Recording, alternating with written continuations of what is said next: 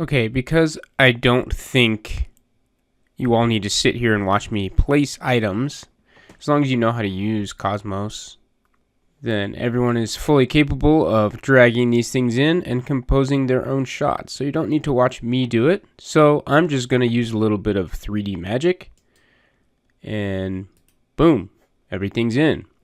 Okay, so you can copy what I did, or you can do your own, but all I've done here is drag things in from Cosmos and place them into my scene. So I used some hedges, I used some bushes, I used a lot of trees, I used some people, cars, motorcycles, and that's pretty much it. Okay, so you place those how you want. My cars are over here too, if you can't see them. But use them, like I've been saying, to compose your scene like you want it. Draw the eye where you want it to go, and create the level activity that you want for the story you want to tell about this scene. Okay, so that's all just about placing objects. Now, the last thing is, actually, let's take a little test render here and see where we're at. And we'll go from there. The next thing we're going to do is apply some materials. Okay, we're doing a little test rendering here. It's looking pretty cool. Of course, we have no direct light. We have no sun in our scene or environment light. So everything's black except for the accent lights that we've placed all over the place. So you can see our lamps. Nice. You can see no materials. You could see the interiors being lit up, all that stuff. Okay, that's all great. It's working. But you can also see our object. This doesn't tell us much yet because there's a lot we need to do. We need to place a light. We need to work on exposure. And of course, we need to work on materials. So let's continue moving forward. What do you guys want to do first? Should we add a light and then do materials? Let's do that. So Cosmos is great. It gives you an all-in-one lighting solution with HDRIs. HDRIs are great for that reason. So we don't even have to add a VRay sun and an environment. We can just add in the HDRI and it'll light our whole scene. And the colors of the background that the HDRI contains within it are going to match the light of our scene perfectly because the light of our scene is actually being created using the HDRI. So it's an image that lights our scene. And there's a lot of high quality ones in here. Before I've shown to go to noemotionhdrs.net to download an HDR and set it up yourself. But now it's just in here. We just have it in here for free. Okay, so in Cosmos we can browse to HDRIs and there's so much to choose from. And there's really good samples. Okay, so in my testing, I did a sunset scene, and I also did kind of a after sunset scene with a lot of fog and things like that. Let's start with the sunset scene because it gives us some dynamic elements to our scene, and it shows how these lights work a little bit. So let's get one that's very obviously a sunset. This one's kind of cool, but I think we're going to go with this one, Sunset 004. Okay, and again, we just import it into the scene like that. Close Cosmos, and we should have a dome light right here in that same spot. And it already has Sunset 004 attached to it. I like to then drag 004 into my material editor and instance it so that any changes I make here now will be updated here as well. Yeah, so it's giving me the option to instance. Yes. You can see over here it's very, very bright. So depending on what your camera setup is, this might work. I mean, this is more like physically accurate, like super bright. So people make HDRIs different ways, and you may have to adjust the multiplier. We'll put this one at 0.1 and see what it looks like. Yeah, see, that's more along the lines of what we're gonna want for our scene probably. So if you set it to 0.1 and then render, see what we get. So already you can see the scene looks very different. We now have sky. We have our scene being lit properly using that sky. as our light source. And everything's got a kind of a blue, purpley tint. One interesting thing about this HDRI is that none of the sides are, like this side of the building and this side of the building, one is not any lighter than the other, really. So we could change the position of the sun to try and change that. One thing to keep in mind with this scene is that a lot of the sunlight, you can see this building is actually getting sunlight. But if we look at our model, and this guy's getting sunlight too. But there's a lot of buildings over here on the left that are blocking direct sunlight from coming in through this kind of alley thing here. So that's one thing to keep in mind. It looks like the shadows are coming directly from down the street, actually. So it's hitting that guy on the side, it's hitting this gal here and casting a shadow this way. So that's not really what we want, coming straight down the street like that. So of course we can adjust. Now the best way to do that is to select your light. Let's place it somewhere out where we can see it better.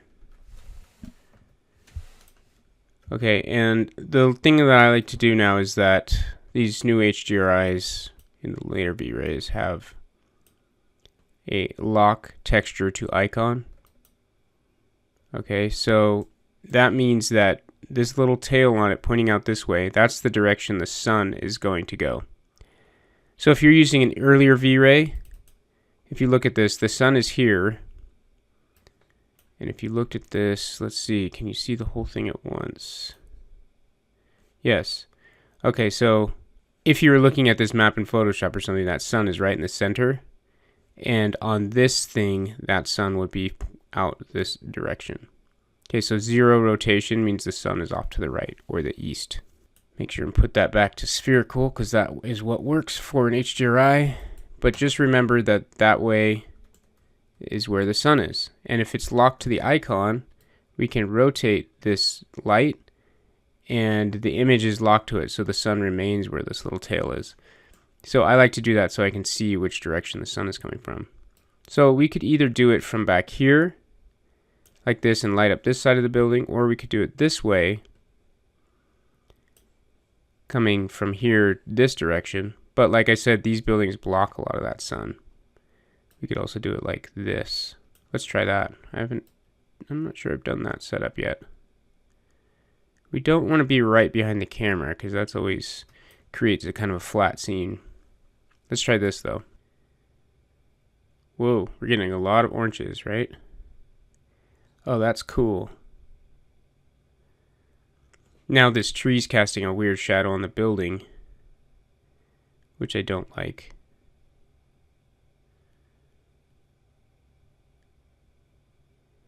Yeah, I really like the colors of the brick and everything from here, but I don't really like how the shadow's playing on the building. You can move the tree.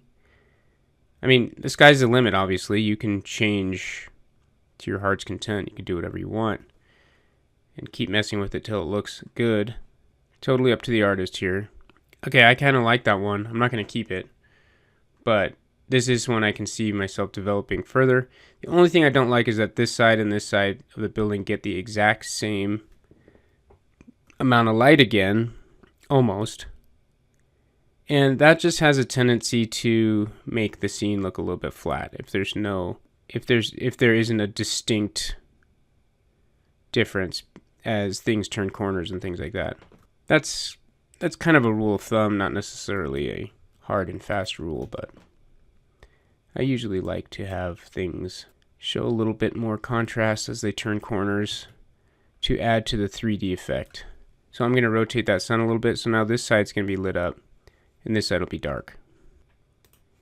Okay, so now it looks like this, but what does this have the effect of doing? If you look at this, students, what happens when we put the light on that right side? To me, it makes our focus go over there onto the right side of the building, and there's nothing over there. I want to focus here, right?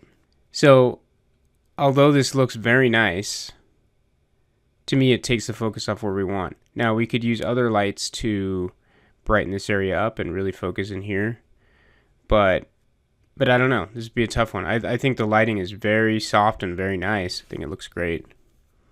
But you do also have to think about where your eye is going to focus to. So let's see. There's no perfect solution to this. It's all up to our discretion. Okay, so where I'm going to end up here is putting the light from this direction kind of.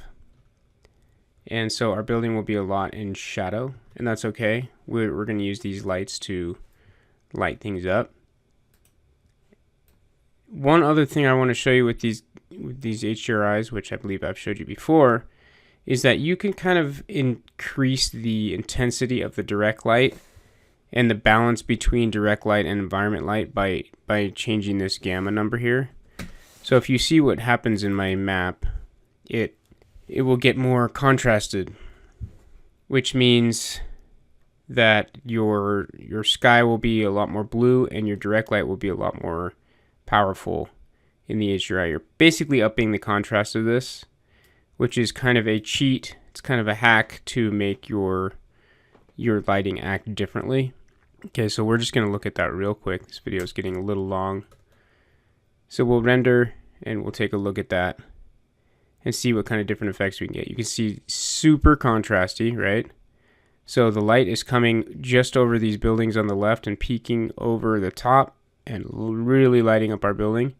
But you can see you're getting all sorts of weird stuff going on. Too much contrast going on here. But that is something that can be used to up the contrast and get really harsh direct lighting. It just needs to be used very, very sparingly because it's really just kind of a workaround. It's not intended to be like that necessarily. Okay, so but that does show where our light is coming from right now, so that's good. Let's put the gamma back to normal and leave our light as is and move forward. If anything, I might put it at 0.9 or 0.85, something like that. Subtle, subtle, subtle. Okay, so I think this is the lighting scenario we're going to move forward with, as long as it renders nicely here. So you can see we're getting a lot of environment light and shadow, which I like. So again, just the tops of the building is peeking out into the sunlight, and we're going to light up this all down here using natural light and getting our balances between, not natural light, man-made light, and getting our balances between this direct light and environment light correct with all these lamps and interior lights and things like that. So we'll look into how to do that. VRay has some great tools for that now. Makes it very intuitive like the other things we've been talking about. And it's one of my favorite things. So we're going to get into that. But first, let's take a look at adding some materials to this building now.